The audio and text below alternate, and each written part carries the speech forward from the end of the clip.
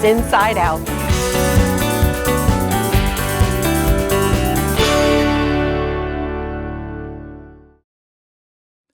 Inside Out is presented by HTC, here to connect. And Magnolia's at 26th for good old-fashioned Southern comfort food, where Mama eats. So here's the rundown for June's Inside Out. We're going to visit 44 and King in Myrtle Beach. Chris's walking tours of Murrel's Inlet. We're going to meet up with muralist Tommy Simpson and visit the North Myrtle Beach Farmers Market. Plus, we're going to meet a man who wants to take us all fishing on Total Experience Charters. Are you ready? Welcome to June's Inside Out.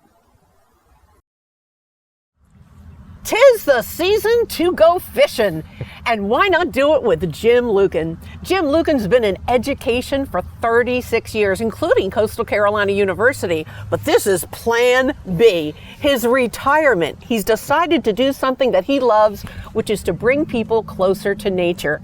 And so, Jim, you started a little fishing company, a small boat, intimate. I love it. Well, like you said, I've lived here for 20 years and spent a lot of time on this river, upper river, middle, down in Winyah Bay. And, every time I'm in my boat on this river, I think more people need to experience this place. I mean, it's great for fishing, and but it's also great for just looking around and seeing scenery and seeing all kinds of wildlife. Unfortunately, you pretty much got to be in a boat to see the best parts of it. And a lot of people think they just, rent a big boat, charter boat, and if they go out in the ocean, most of the time they're seasick, and you don't have that if you do river fishing with Jim Luken. Taking a charter out in the ocean is great, if you want to catch a lot of, ocean fish and bring them home and do things like that. I personally kind of think that, going out in the ocean is a little boring. I would much prefer being in some of the inshore areas up in the marshes and the shallow water. You can see things there that, that are always surprising if you're in inshore areas, the dolphins and sea turtles, sharks and all those kinds of things. And the best part about inshore areas, of course, is you're not getting seasick. It's just a much more relaxed thing.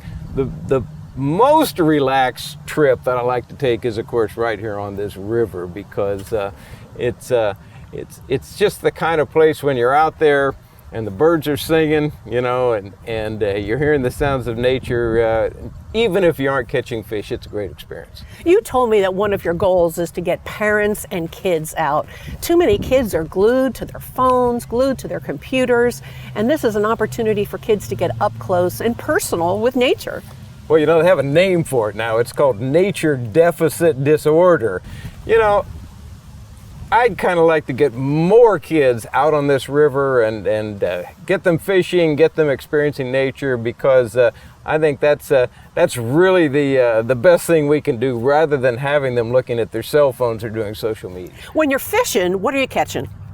Well, here, and it's almost, I got my book out the other day. When you're on this river in the spring, you almost need a book, because there's so many species of sunfish and brim that you will catch. And you get the book out, you say, oh, this is it. And you can catch all kinds of different sunfish when you're out here.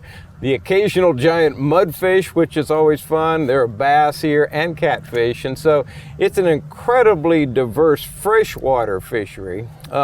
If we're in the marshes, of course, the typical common thing, redfish, sea trout, flounder, things like that. But occasionally, a shark.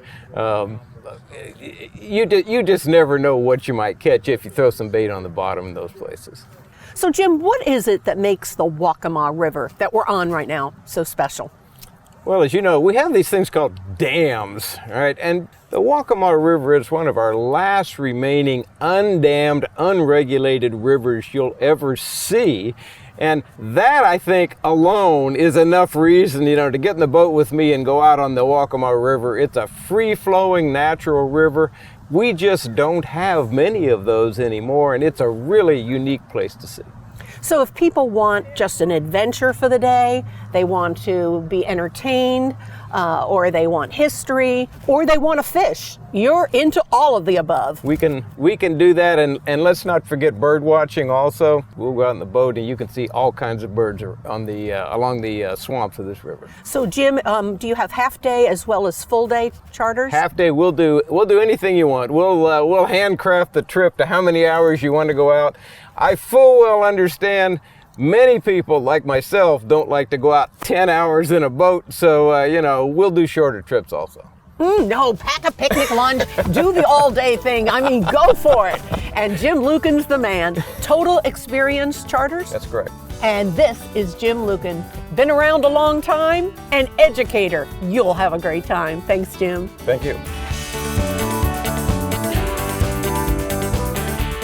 Up next, Miss Chris's Inlet Walking Tours and the North Myrtle Beach Farmers Market.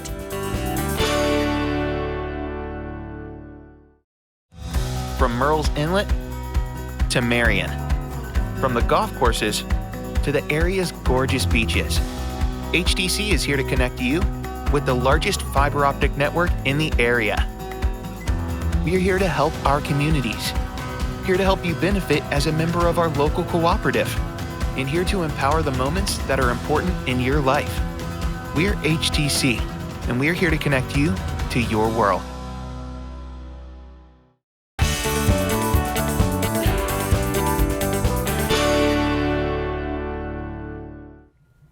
Summer is upon us, and it's always one of the best times to take a walking tour with this lady. This is Christine Vernon, Miss Chris's Inlet Walking Tours. And she fills up the house just about every night with walking tours. I mean, when you first started, you were kind of pulling people out of the bushes, and now you're filling up all the time. Bravo, Christine. Thank you so much. I'm actually starting my 8th year. This is so exciting. I didn't even know that it would even get this far. But when you first started, you were dressing more as a pirate, and now a little more sophisticated. Well, yeah, I'm hoping I look a little bit more sophisticated dressed like this. But yes, I used to always dress like the pirate lady. The children absolutely loved it when I dressed up like that. And they're actually the ones that gave me the name Pirate Lady of the Marshwalk. Now you do a history tour. You talk about ghosts. You educate. I mean, you kind of do it all. And parents love this for the kids. The children love stories. Who doesn't love a good story? But I just didn't want to do a tour just about ghosts or legends. A lot of people want to hear about the history. And behind every great legend, there is some history. How long are your tours? My tour actually is only about an hour to an hour and 10 minutes long. It just depends on how many questions people have for me as we're walking along the Marshwalk. What about the books you've been writing? I mean, you didn't ever set out to be an author, No. but through all this, one book has led to 3 books. Yes, it certainly has. So my first book was actually about the legends of Myrtle's Inlet and the South Strand area. That has about 10 different stories in there, everything from Alice Flagg to Gray Man. But there's a couple of stories that some people don't know about. A couple of stories that are newer or very old, and I decided to just bring back and give it new life, as so to speak. And then book number 2. Book number 2 was The Ghost of Alice. That is more of a historical fiction. I did a lot of research when it came to the life and death of Alice Belaine Flagg. And yet, so many of the stories differ from one author to the next. But you said you really did a lot of research, even checking obituaries and such. Absolutely. In order to find out a lot of the information about people, I literally had to go back and find out not only where they were born, but where they died and how they died. A lot of times there aren't death certificates. Sometimes it would be a doctor visiting a home. And if someone happens to die in the home, he would just write it in his journal about what happened, who the person was, and the time maybe that they died. And that's it. So sometimes it's very difficult to actually find out when someone, passed away. And then you got real adventurous and came up with book number 3. That took a long time. That is The Legend of the Gray Man of Pawleys Island. There's 4 different stories about who the Gray Man really is. Who he is and what he did and how he died. So many different stories. So I did a year-long research. the entire 2022 year. I just did nothing but research. Finally think I might have come up with who the gray man is and his lady love. I'm not saying I'm 100% sure, but the story is very, very interesting. So where are your books available, Christine? My books are actually available at a couple of local stores. For instance, Lazy Gator Gift Shop on Business 17 carries them. There are a couple of general stores, one at Tanger Outlet and a new one that's on Business 17 called Seaside Market.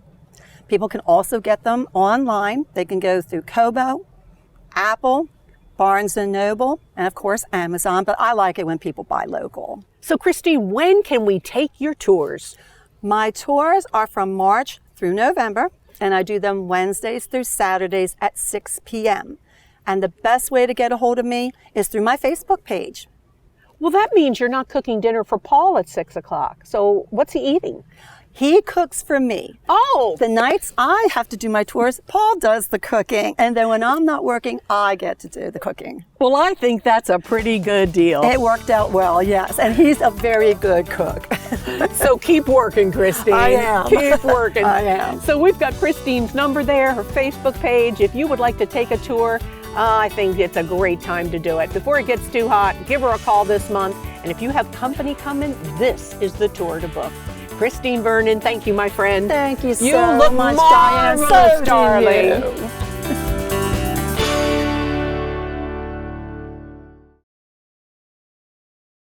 This segment of Inside Out is brought to you by Magnolia's at 26th for good old-fashioned Southern comfort food, where Mama eats.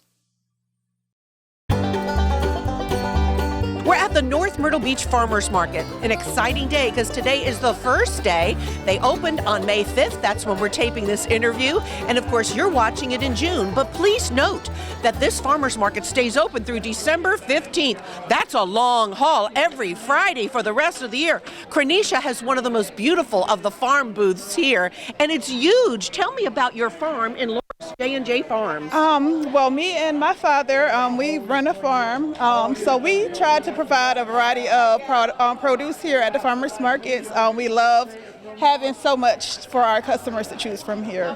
I've interviewed your dad on the farm several years ago, and he told me that very soon his daughters were taking over. Yes. And so you have, Cronisha. Yes, ma'am. I have. I'm learning how to do the tractor and all the ins and outs of the farm. I'm picking up, and so he can take a little break, and I'll pick up for him. What seems to be selling the most today? The tomatoes are always a big seller, and a lot of people right now are looking for strawberries and green beans and stuff like that. And then as the summer progresses, will some of your veggies change out? Yes, ma'am. We'll have watermelon, we'll have more okra, we'll have more strawberries, and a lot of the items that everybody enjoys in the summer. We'll have those. Now, honey, I know you've got a sister. Does she help out too? Yes, ma'am. She usually will do, we do the market on Saturdays at Market Commons, so she handles that market. I think it's wonderful that your dad has got someone to kind of carry on what he started. Yes, ma'am. He is a very lucky man, and we're going to keep everything rolling for him. You got it. This is Cronisha, J&J Farms in Loris. I found Bruno with Live Oak Farmstead in Loris, and this booth smells wonderful. What am I smelling here? Well, there's fennel. The fennel smells really good. There's a lot of other things here. The herbs, the dill. We have a variety of herbs that we do sell. And your sign says you sell only what you grow. I like that. It's not like you're going to other places and buying other people's stuff. Right. Tell me about your farm in Loris. We have a variety of fruits and vegetables. The weather dictates what we grow, when we grow it. Other than that, everything's fresh, and there's no chemicals on our farm whatsoever. So, all the right reason. Come here and visit with Bruno. And it's Live Oak Farmstead in Loris. Good luck. Yes, thank you.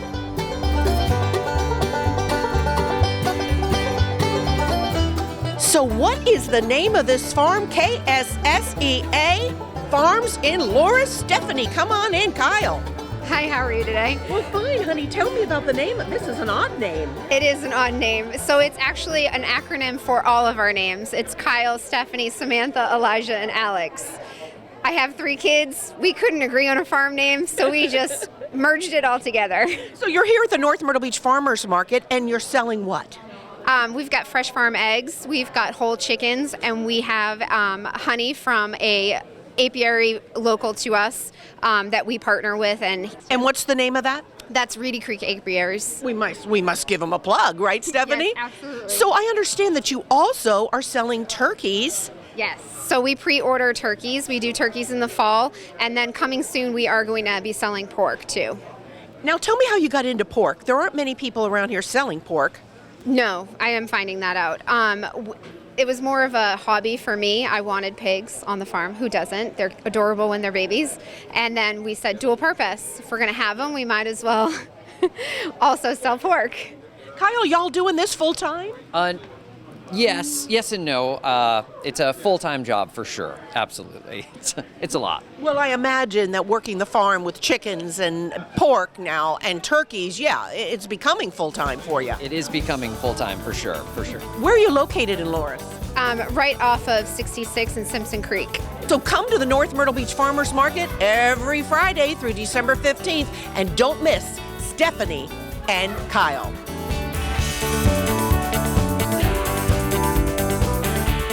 We're going to pay a visit to 44 and King Restaurant in Myrtle Beach. Coming up next, don't go away.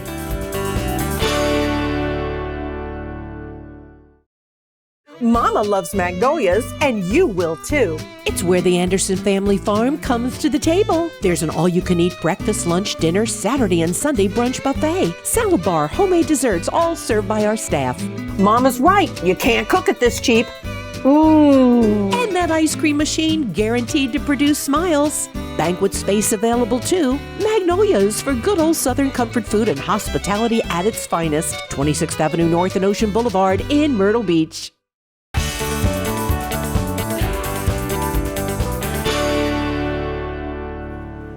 Today we're at 44 and King in Myrtle Beach. And don't ask where that is, because of course it's at 44th Avenue North and Kings Highway. And meet the king himself. This is Brown Bethune, the owner, and the restaurant is just lovely. The food is great, and everyone's coming in and getting a sampler because you have a lot of things on your menu you can't find anywhere else. We do. We have taken a new twist on Southern classics.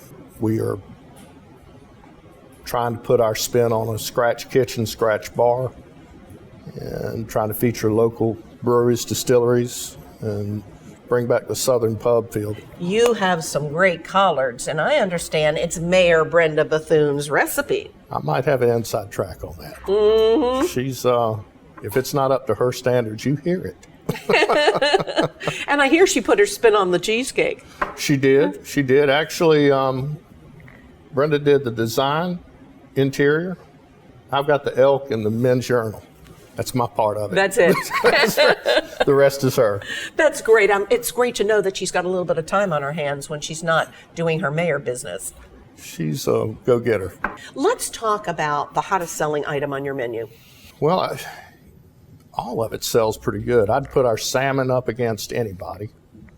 We do a salmon and risotto or salmon and succotash, which we took your traditional succotash, and instead of lima beans, we did green garbanzo beans and shallots, and it's gone over well. We do a fried pepperoncini that's almost like a fried pickle, but it holds the batter, buttermilk batter that we make in the back. Tastes so good, your tongue will smack your brains out. I like it, Brown. Yeah. Let's chat for a moment about your bar, because it's very rare to come in here and not see the bar full. Mm-hmm. You got a TV, people come in and watch sports activities. Well, we've got the roll-up door, the garage door. You can sit out on the patio. Further, you can sit out on the deck and then sit inside. You have Logan, Felicity, Bryce, and a plethora of other bartenders that are coming in. They really are mixologists. So they're taking fresh juices that we make, fresh herbs. We try to feature our local distilleries along with the major food groups. We feel like we have something for everybody, and if we don't, we can make it for them. And I know you have the plaza next door. Let's talk about it. Well, the Magnolia Road next door is a 44,000 square foot facility. It has office professional upstairs and retail downstairs. We have a biscuit breakfast place in there. We have hot yoga, med spa, Melrose, pet supply, children's wear, bridal wear, Rambler, which is a great men's store, and Bad Hair. This started out as sort of a co-development deal with Brenda and her kids and me, and it's just a great place to eat, dine, and relax. I mean, you can sit outside under the oak trees, play bocce, cornhole. If you want to bring your pets, we're pet friendly. If you just want to hang outside and have a drink while your spouse goes shopping. And so we have a little bit for everybody. Well, that's great. You can eat and then do everything else next door. You guys can watch a sports program here, and the wife can go shop, vice versa, wherever the interest is. You grew up here, Brown, and what do you miss most about old Myrtle Beach? Most, probably the folks that were before us. The Spud Spadonis, the Herman Joneses, the people that sort of shaped the beach along the way, that gave us all good values, instilled that in us. You know, I'm blessed to still have my mom and dad. So, and they're wonderful people. Yeah, and they come in here all the time. Now, we get told what's wrong all the time, but Edgerton and Ann Burris, those are just the folks we enjoy seeing and have learned a lot, and are still learning from. The leaders of yesteryear. Yeah, so that would be the thing I miss. Look at there in that camera and invite everybody to come into 44 and King. Come on down to 44 and King. Drink like a fish, eat like a king. That's how we pub down south. Thank you so much for being with us, Brown. And friends, this is 44 and King. You can call for a reservation during certain times of the year. Other times of the year, you just come on in and take a seat. Thank you. We'll meet up with muralist Tommy Simpson right after this break on Inside Out.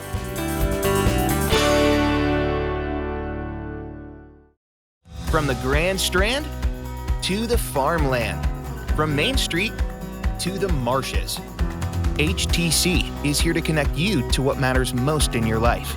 We're here to bring people together, here to play, and here to empower our communities with the largest fiber optic network in the area. Go with HTC. We are here to connect you to your world. The Shepherd's Table of Conway. We are volunteers from churches, civic clubs, and businesses, providing a free meal each weekday from 4:30 until 6 p.m. for those in need of fellowship and love, the homeless, the hungry, or someone who's tired of eating alone. No questions asked. Come join our family. We need volunteers, food, fundraisers, and donations.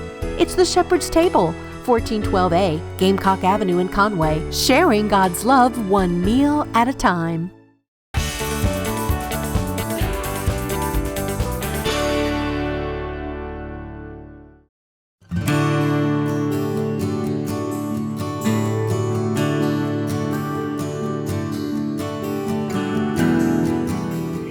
Driven around our area and seen the beautiful murals and wonder who's doing them? Well, it's this man, or at least he's one of them, but one of the best for sure. This is Tommy Simpson, and if you haven't seen the train on the wall in Conway or the redo of the Wailing Wall in Myrtle Beach, and the list goes on and on, the Surfside Lady, my goodness, Tommy, you are the best. Well, thank you. I wouldn't say that, but I've been doing it for a while, like you said. How did it begin? Well, just, I've told this many times. I've started painting billboards on the beach when I was young at a company called Peterson Outdoor Advertising. And I learned a lot about painting big stuff then.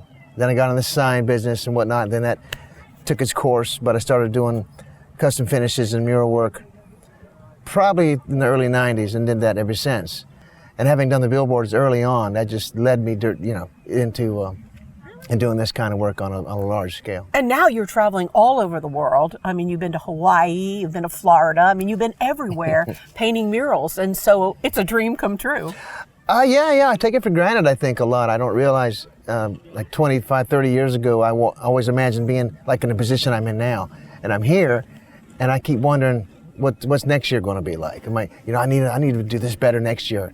And I need to appreciate where I'm sitting right now, and I do. Is it tough being so up close? I mean, I watch you do this, and I think you're so close. Do you not have to keep stepping back to look at it to make sure that it's all right? You do, but sometimes you can't because you don't have the space to get back and look at it. So you have to do a lot of preparations beforehand and make sure you scale it right on paper like a scale drawing, and make sure there's a grid system. There's many different ways you can do that and transfer it. So Tommy, I know you redid the side wheeler in Conway. That was one of your first there. But what's been the most challenging? It'd have to be the train in Conway on 4th Street, 4th Avenue and Main Street in Conway. Because the machinery and the technical aspect with the train, it's I wanted to get it right. And then the first one I did in sepia tones, not full color. And I like that. I'm going to do more in those kind of simple tones, the monochromatic tones. It just I think it's got more of an impact, I think. So Waylon is always a very famous muralist, and we all remember when he came to town in the 90s and painted the wall at the convention center. But you got to redo the wall, and that had to be an honor to redo one of the most famous muralist pieces. It really was. It was because I remember when he did it, and I had a sign business at the time, and I remember driving down there watching. He had a lot of people help, big old army of people doing this thing, and I was a little jealous. I thought, gosh, that'd be so neat to do that.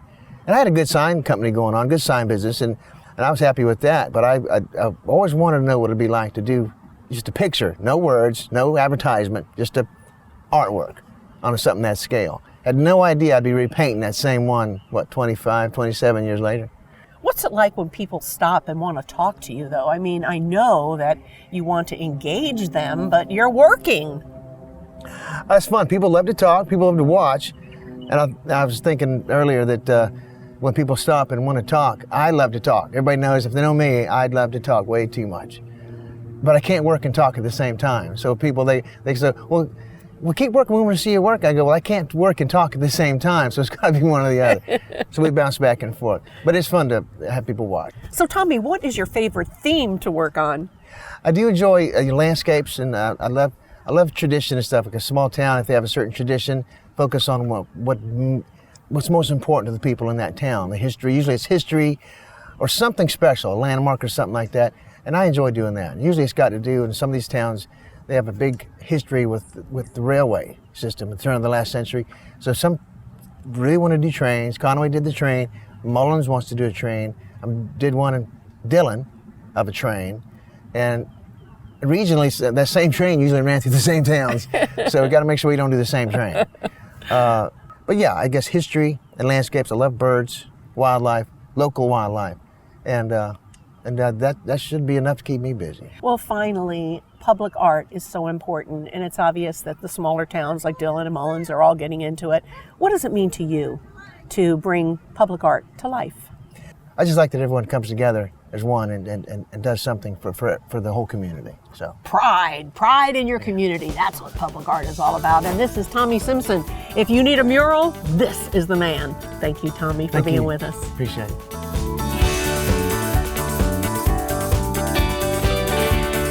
How about a sneak preview for next month as we meet up with an author who has written a hot new book on the rice plantations of Georgetown County. We'll learn about ghosts of the coast, Gullah Geechee culture, we'll visit River City Cafe, and we'll find out how tourism works for all of us. I'll see you in July with more Inside Out. Inside Out is presented by HTC, here to connect. And Magnolia's at 26th for good old-fashioned Southern comfort food, where Mama eats.